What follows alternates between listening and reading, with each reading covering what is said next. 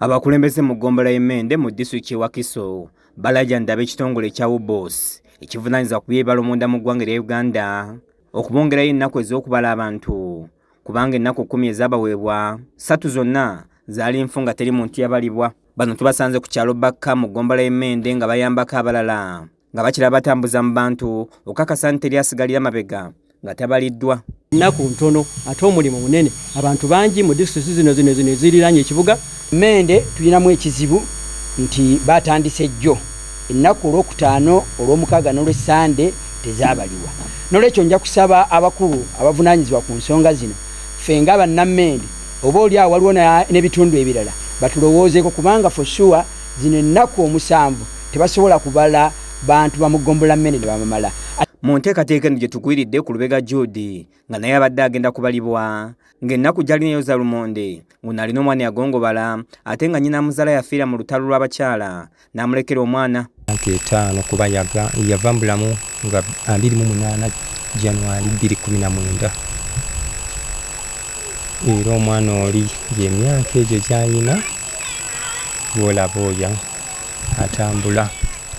Lubega atunyumidde okusomozebwa kwayitamu okusobola okubeezaawo omwana ng'ono alina emyaka 18 kyokka nga tasobola yadde okutuula nga bamwalulira kagaali. Abaana bano mpangadde nabo bwenti nga bw'obalaba kubanga oli maama kwe yasembera ng'avudde mu nsi maama olwabo omuteekawo bw'ati n'oyo teyayonka ate embeera n'esajjuka kubanga nasigaza oli bebi nga wakirira ate nga noono munnange lwe tutyo ne binsobera. Kyokka asimye gavumenti olw'enteekateeka eno ey'okubala abantu awatali kusosola baavu na bagagga kyagamba nti kimuwadde essuubi nti bandifuna ku buyambi. Bo abamu ku bantu be tusanze bamaze okubalibwa bagamba nti ku mulundi ono gavumenti ebanoonyeza mu buli kasonda okubawandiisa kyokka ne bagikukulumira nga bagamba nti bw'etuuka mu nkola ezimu ez'enkulaakulana babaleka ku ttale. Naye enteekateeka ey'okutubala tugisiimye nnyo naye gavumenti egezeeko okwongera okuluŋŋamya okutunoonya ne mu nkulaakulana ng'etuuse. Naye tunoonye nga bwe tunoonyeza mu kutubala kumpi etunoonyeza ne wansi w'ebitanda okusobola okutubala. Bafuddeyo nnyo, batunoonyeza nnyo, batuyizze naye ate mu nkulaakulana ya gavumenti zeereeta tetubalaba. Enkola ya gavumenti yalituuseeko bulungi gye tuli ng'ekozesa 0 C's. Kuba ero semanyi omunaku ali wansi emanyi omugagga gwejja okubuusamu ekyo omwogga gwe tegukusaanidde kuba agamba gw'abawejjere. Ne kuno okwaffe abalina omwogga be bagagga. Afa abawejjere tetumanyira gye bazigabira. Ye kansala w'ekitundu kino agamba nti waliwo obwetaavu ab'ekitongole kya UBOS okubongeramu ennaku mu kitundu kyabwe kubanga okubala abantu kwatandise eggulo. Ng'ababala tebakola ki ebima bifudde so byateredde lunaku lwajjo ku Mmande.